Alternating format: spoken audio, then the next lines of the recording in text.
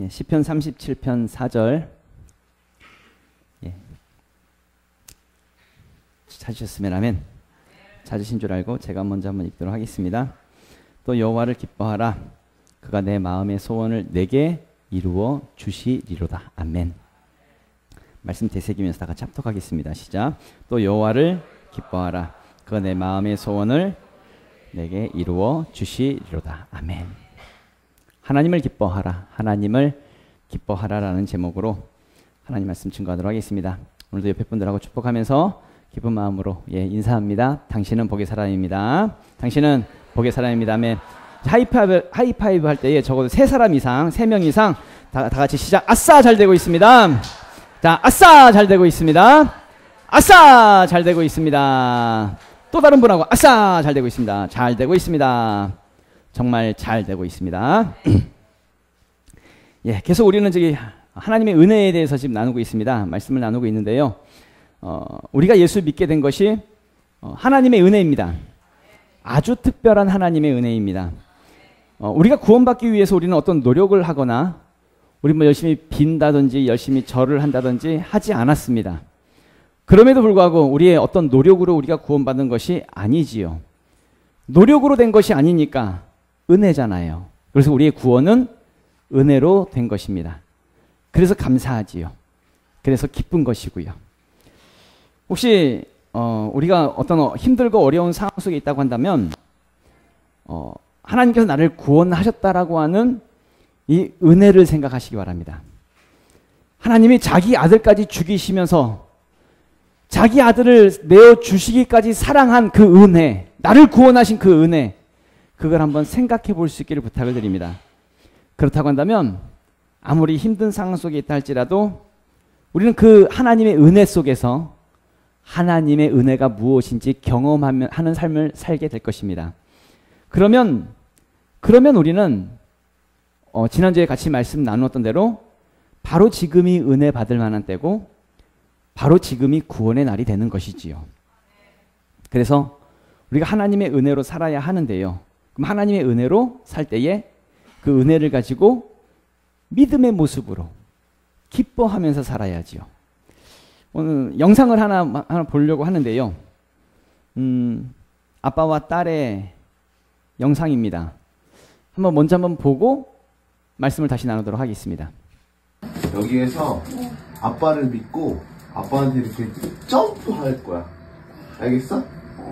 여기 떨어지면 아야 하는데 아빠가 안 떨어지게 하연이께 딱 잡아줄게. 알았지? 자, 아빠한테 점프.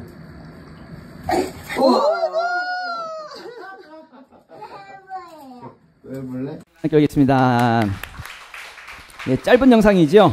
예, 아마도 이 믿음에 대한 부분에서 잘 나타낼 수 있는, 볼 수 있는 그런 영상이지 않을까 싶습니다. 요즘 이렇게 아빠와 딸의 신뢰놀이라고 하더라고요. 이것도 챌린지 영상처럼 많은 아빠들이 딸들하고 이렇게 서로 신뢰하는 이걸 챌린지 영상처럼 만들어서 많이 올리더라고요, 사람들이. 예, 딸 있는 아빠들 하나씩 올리시기 바랍니다. 예, 아무튼 딸이 아빠를 믿고 아빠를 향해서 뛰지요. 근데 아빠는 멀리 떨어져 있습니다. 거리가 굉장히 부담스럽습니다. 뛰다가 바닥에 떨어질 수도 있죠. 근데 아빠가 말을 해요. 여기 떨어지면 아야 하는데 아빠가 안 떨어지게 잡아줄게. 그렇게 말을 합니다. 근데 그때 아이의 반응이 신기해요. 신나가지고 깍하고 웃어요. 막 기뻐해요.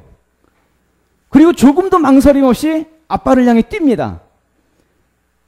이게 진짜 아빠를 믿는 그런 모습이겠지요. 믿음의 모습이겠지요. 이 아이의 얼굴에서는요, 걱정하는 모습이 전혀 없습니다. 슬퍼하거나 우울해하지 않습니다. 분명 아빠가 뭐라고 얘기했냐면 떨어지면 아야 하는데 아빠가 잡아줄게. 근데 이 아이의 생각에는 떨어지면 아야 하는 데가 없습니다. 그거는 없습니다. 그 생각은 없고 아빠가 잡아줄게. 이것만 생각하고 있는 거예요. 이것만. 그러니까 아주 지체하지 않고 떨어져 버립니다. 그러니까 뛴다는 이야기죠. 이 아이는 뛰다가 내가 바닥에 떨어지면 어떡하지? 아빠가 날 놓치면 어떡하지? 이것저것 따지지 않았습니다. 이것저것 생각하지도 않았고요. 왜요? 아빠가 잡아줄 걸 믿으니까요. 어떤 상황 속에서도 아빠가 날 건져줄 거야. 이걸 믿으니까요. 이게 바로 믿음이란 얘기입니다. 그래서 믿음은, 믿는다라고 하는 것은 기쁜 것입니다. 생각만 해도 신나는 것이죠. 망설이지 않고 아빠를 향해서 뛰어내리는 것. 이게 바로 믿음이니까요. 마찬가지로 여러분 하나님 믿으시지요? 정말 믿으시지요? 그럼 하나님을 믿는 것이 기쁘십니까? 어떤 상황 속에 있다 할지라도 하나님을 향해 뛰어내릴 수 있으십니까? 그래서 예수 믿는 것이 신나십니까? 성경에 보면 우리가 예수 믿는 것에 대해 구원의 길을 가는 것에 대해서 좁은 문 좁은 길이다 라고 표현하는 부분이 있지요. 마태복음 7장 말씀 보면은 좁은 문으로 들어가라. 멸망으로 인도하는 문은 크고 그 길이 넓어 그리 들어가는 자가 많고 생명으로 인도하는 문은 좁고 길이 협착하여 찾는 자가 적음이라. 아멘. 생명으로 가는 문은 좁답니다. 길이 협착하답니다. 그렇다고 한다면 우리가 하나님의 은혜로 지금 어떤 길을 가고 있어요? 우리는 구원의 문, 구원의 길로 가고 있잖아요. 그러면 우리는 어떤 길로 가고 있는 거예요? 좁은 문으로 가고 있는 거예요. 좁은 길로 가고 있는 거예요. 그럼 좁은 문, 좁은 길로 가고 있는데 어떤 모습으로 가고 있냐고요. 지금 가고 있는 길이 좁은 문이에요? 좁은 길이에요. 근데 그 좁은 문, 좁은 길 때문에 우울하고 슬프고 부담스럽고 불평하고 원망스럽습니까? 그런 모습으로 좁은 문에 지금 가고 계십니까? 아니면 하나님을 생각만 해도 신나고 기쁘고 좋아서 견딜 수 없는 마음으로 그렇게 좁은 문으로 가고 계십니까? 이스라엘 백성들이요, 애굽 땅을 나왔어요. 출애굽했어요. 그리고 홍해를 건넜습니다. 광야 땅에 들어왔는데 이스라엘 백성들이 기쁘지가 않아요. 왜냐하면 먹을 물이 없었어요. 물이 없고 음식이 없었습니다. 그리고 고기를 먹지를 못했습니다. 그래서 이스라엘 백성들이 막 원망하고 불평하면서 온갖 불만 불평을 하나님께, 모세에게 막 쏟아내는 거예요. 분명 이들은 가나안 땅으로 가고 있었거든요. 구원의 길로 가고 있었는데 막 먹을 게 없다고, 물이 없다고. 그래서 이들이 뭐라고 얘기하냐면 매장지가 없어가지고 광야로 데리고 나왔냐고. 애굽에 있을 때는 고기를 배불리 먹었었는데 그때가 좋았다고. 우리를 이 광야 땅에서 굶어 죽게 하냐고. 다시 애굽으로 돌아가겠다고. 온갖 불평을 쏟아내지요. 분명 이스라엘 백성들은 하나님의 인도하신 대로 애굽 땅을 나왔습니다. 그리고 하나님이 보여주신 그 비전의 땅, 비전대로 가나안 땅을 지금 걸어가고 있는 중이지요. 근데 문제는 힘들다는 거예요.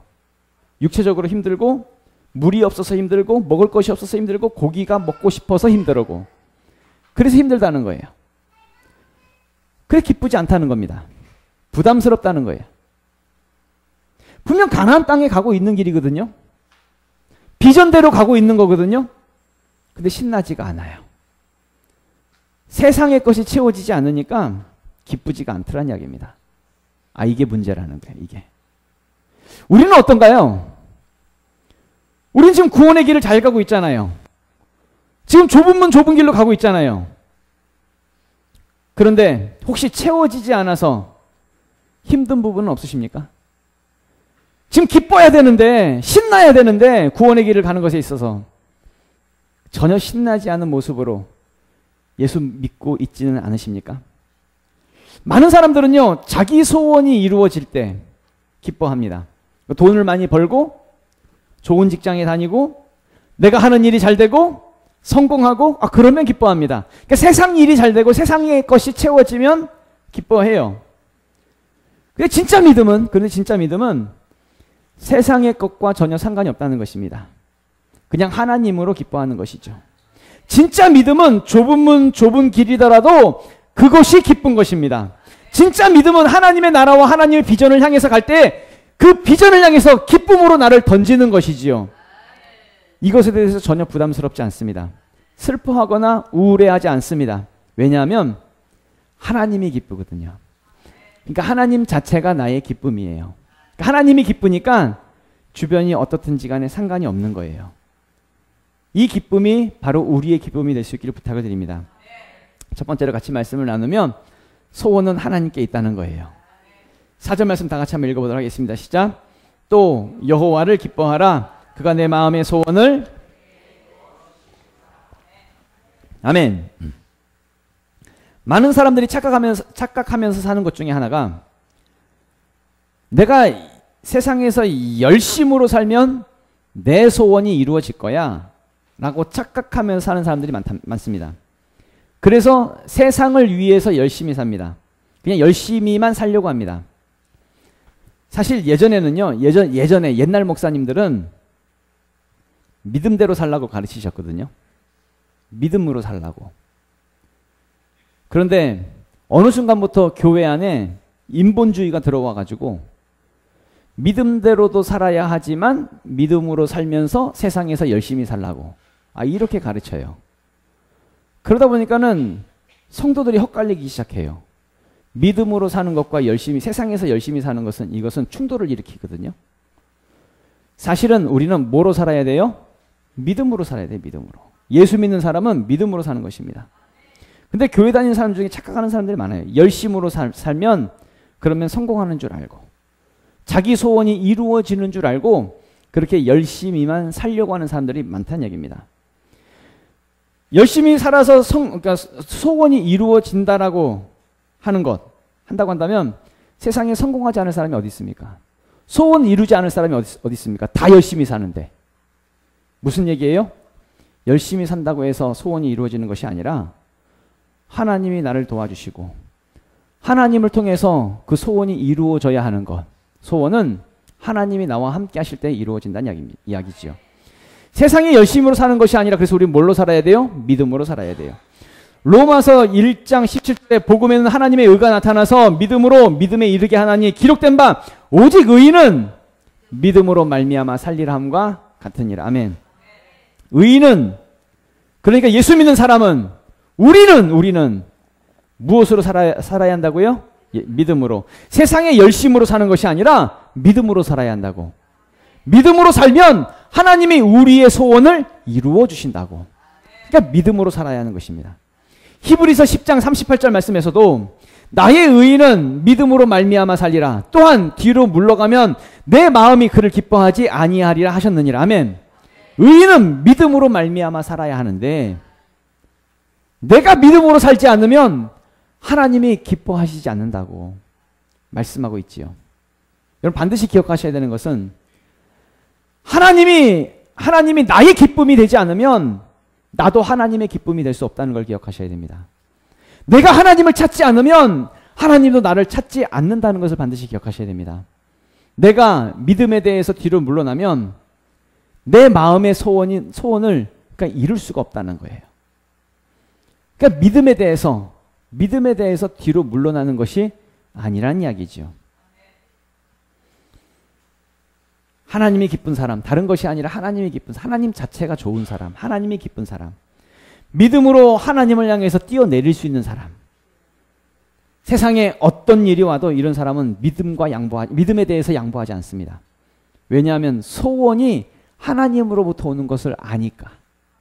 그러니까 믿음에 대해서 자기를 던져버리죠. 그러니까 소원을 이루기 위해서 내 열심을 사용하는 것이 아니라 하나님이 이루어 주실 걸 믿고 나는 믿음대로 살아가는 것입니다.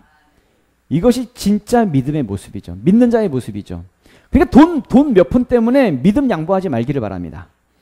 하나님이 나의 진정한 기쁨이시라고 하는 것, 이 믿음을 보여내라는 이야기죠. 그리고 하나님이 내 소원을 이루시는 그 삶을 살아갈 수 있는 우리 모두가 될 수 있기를 예수 이름으로 축원합니다. 두 번째로 하나님을 기뻐하라는 거예요. 하나님을. 4절 말씀 다 같이 읽도록 하겠습니다. 시작. 또 여호와를 기뻐하라. 그가 내 마음의 소원을 내게 이루어 주시리로다. 아멘. 하나님은 누구의 소원을 이루어 주신대요? 하나님을 기뻐하는 사람을. 그 사람의 소원을 이루어 주신대요. 이게 중요한 것입니다.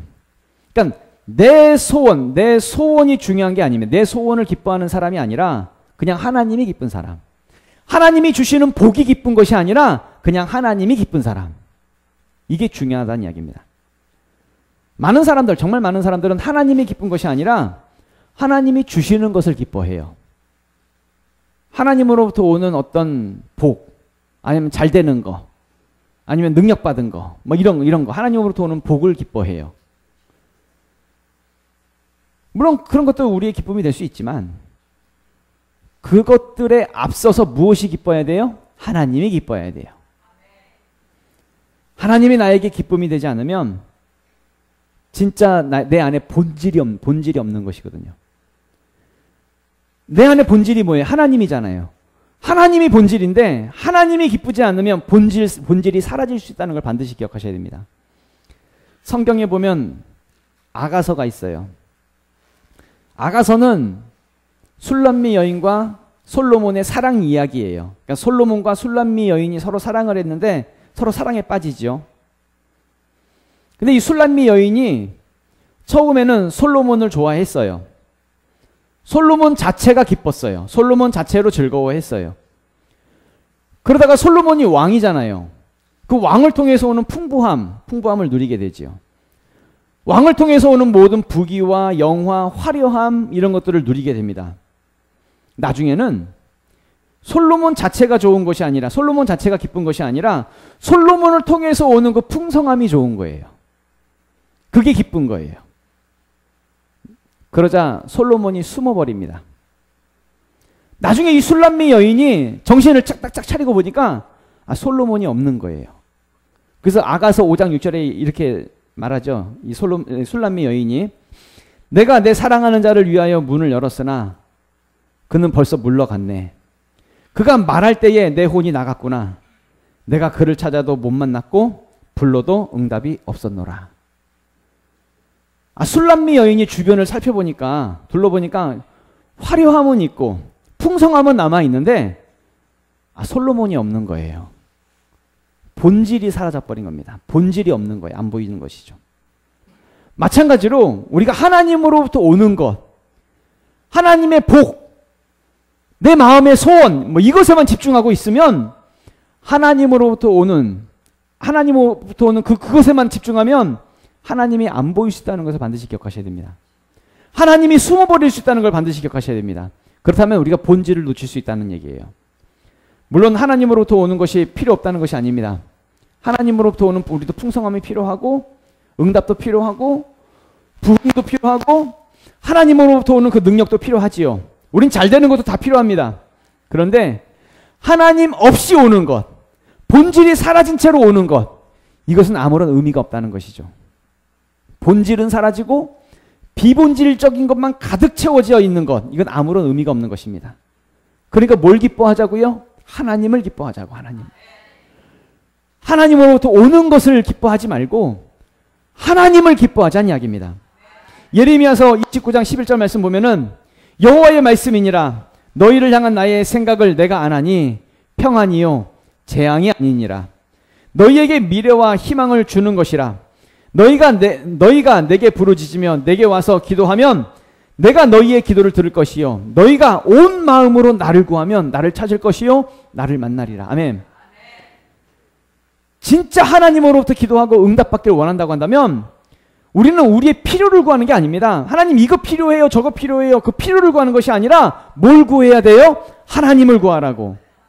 너희가 온 마음으로 나를 구하면 나를 찾을 것이요 나를 만나리라.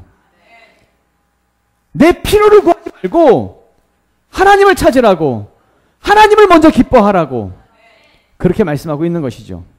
히브리서 11장 6절 말씀 보면은 믿음이 없이는 하나님을 기쁘시게 하지 못하나니 하나님께 나아가는 자는 반드시 그가 계신 것과 또한 그가 자기를 찾는 자들에게 상 주시는 이심을 믿어야 할지니라. 아멘.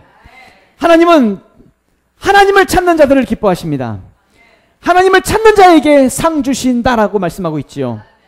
그러니까 뭘 기뻐하자고요? 하나님을 기뻐하자고. 하나님으로부터 오는 것을 기뻐하지 말고 하나님 자체를 좀 기뻐해 보자고. 그런 차원에서 마지막 세 번째입니다. 하나님과의 이 관계에 집중하라는 거예요. 관계에. 본문 말씀 4절 말씀 다 같이 읽어보도록 하겠습니다. 시작.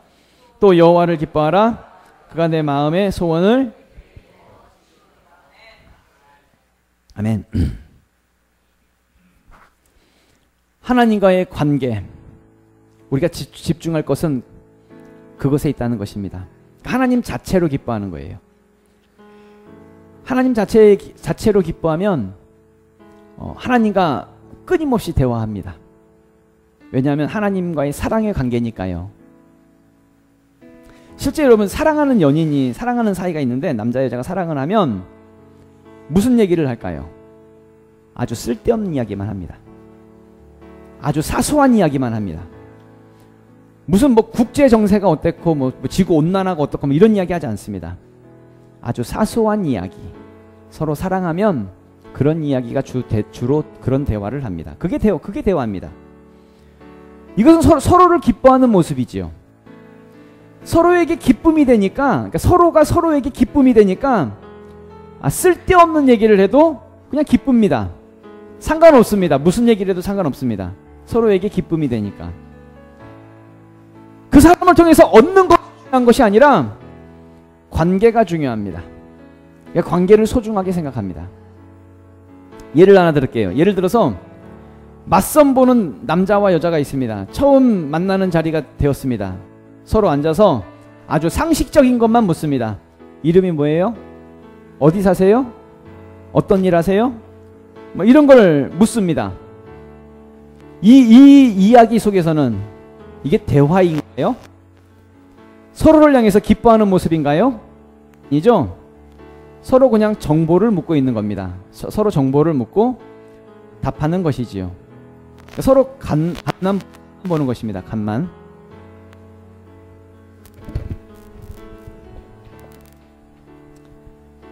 예, 자꾸 마이크가 지지거려서. 예. 진짜 대화는 서로 간 보는 것이 아니라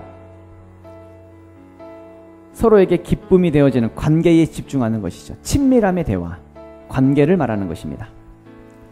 우리 예를 하나 들을게요. 우리 중학생의 예를 들면 좋으니까 우리 시연이로 예를 들을게요.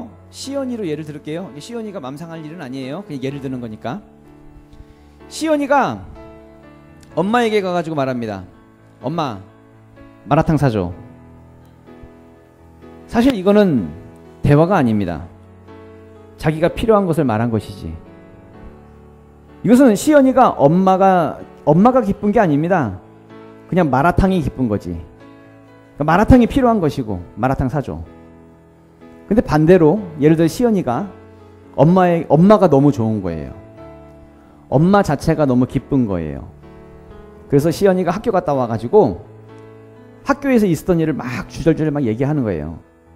학교에서 이런 일이 있었다 저런 일이 있었다 하면서 얘기하면서 또 시험을 봤는데 시험에서 문제가 아쉬운 문제가 틀렸다고 알고 있었는데 막 이 문제가 틀렸다고 막 이런 얘기도 하고 오늘 친구하고 이런 일이 있었는데 티격태격 좀 싸웠다 뭐 이런 얘기도 하고 뭐 주저리주저리 막 얘기를 해요. 그러면서 엄마 내일 친구들하고 마라탕 먹기로 했어 라고 그렇게 얘기를 하는 거예요. 주저리 얘기하다가 마라탕 얘기를 하는 거예요. 그러면 엄마가 얘기하겠죠. 내일 친구들하고 마라탕 먹기로 했어? 그러면 어떻게 하겠어요? 엄마는 마라탕 먹으라고 마라탕 값을 주겠죠. 엄마 나 마라탕 먹고 싶어. 이게 아니라 그 관계에 집중하는 겁니다. 이게 대화죠. 관계 중심의 대화. 하나님을 향한 우리의 기도가 그래야 한다는 이야기입니다. 하나님이 기쁘십니까? 그럼 하나님과의 관계에 집중하는 대화, 그 기도가 우리에게 필요하다는 이야기죠.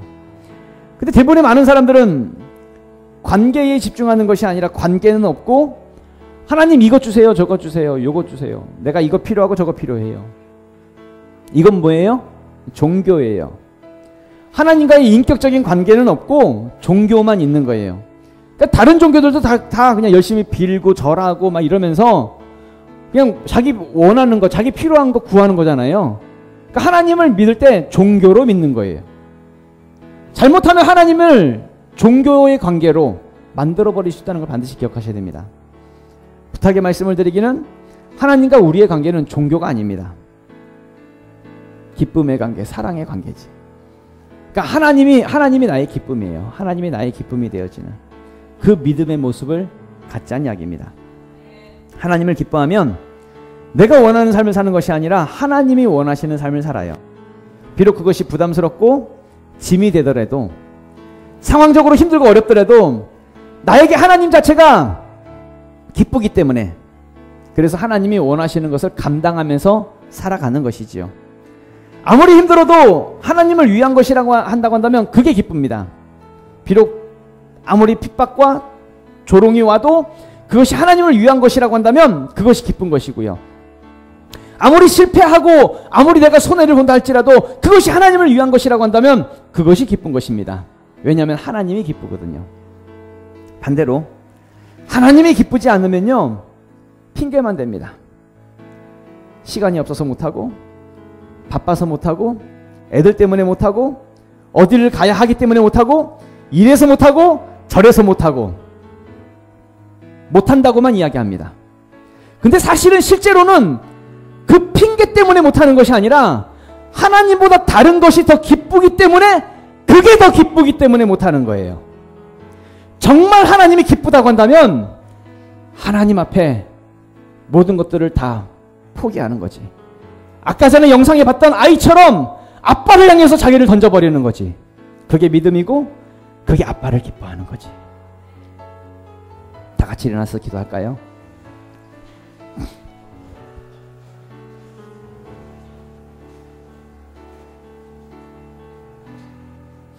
부탁의 말씀을 드리기는, 이 세상 그 어떤 다른 어떤 것보다 좀 하나님을 기뻐하자는 이야기입니다. 내가 하나님을 기뻐하면 하나님은 내 마음의 소원을 이루어 주신다라고 말씀하고 있지요. 그렇다고 한다면 내가 뭔가 열심으로 뭔가 애쓰면서 내 소원을 이루려고 하지 말고 하나님을 기뻐해 보자고요. 하나님을 기뻐하는 것으로 내 마음의 소원을 이루어낼 수 있는 우리 모두 될 수 있기를 예수 이름으로 축원합니다. 기도하실 때 하나님, 진정 하나님을 기뻐하는 것으로 하나님께서 주시는 우리를 향하신 그 마음의 소원이 이루어지는 그 역사를 이룰 수 있도록 하나님 도와주시옵소서. 우리 주여 한번 외치고 우리 통성으로 기도하겠습니다. 주여!